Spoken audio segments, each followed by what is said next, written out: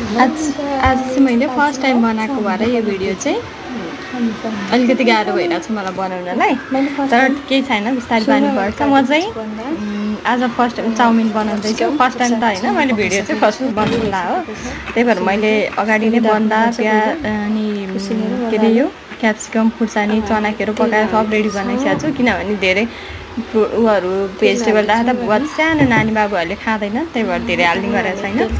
अनि अब हामी चाहिँ बनाऊँ है त। फर्स्ट टाइम बनाएको मैले चाहिँ यो भिडियो ल म चाहिँ डेली खाजाको भिडियोहरू राख्दैछु अहिलेदेखि। धन्यवाद। अब चाहिँ तेल तातिसकेको छ, अब हामी बन्दा हाल्छौँ।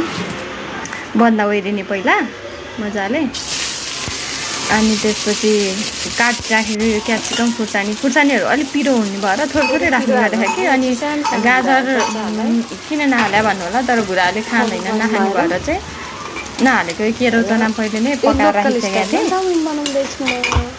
त्यो भयो भने एकदम सजिलो हुन्छ नि त बनाउनलाई, चलाउने यसलाई पहिला, त्यही भएर पहिले बनाइसकेको थिएँ। एकदम सजिलो। हेर्नुहोस् है त गाइस। अनि अनि चाउमिन उसिनेर मैले योभन्दा अगाडि नै 3-4 घन्टा चाहिँ पकाइसकेको थिएँ अलरेडी। यो चाहिँ लास्टमा भिडियो बनाएको मैले होइन, अनि त्यही भएर त्यसरी राख्छु भइरहेछ। ल है त, फर्स्ट टाइम बनायो भने मलाई पनि गाह्रो भइरहेछ।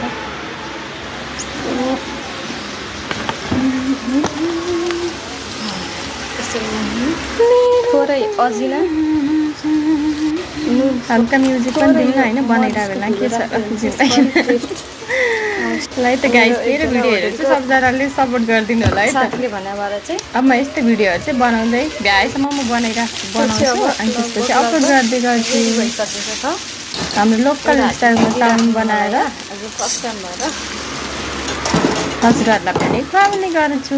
व्यस्त भइरहेको छ मेरो आज किचन। जसले सब्सक्राइब भिडियोलाई सब्सक्राइब लाइक गरिदिनुहुन्छ उहाँहरूलाई चाहिँ म चाउमिन खुवाउँछु।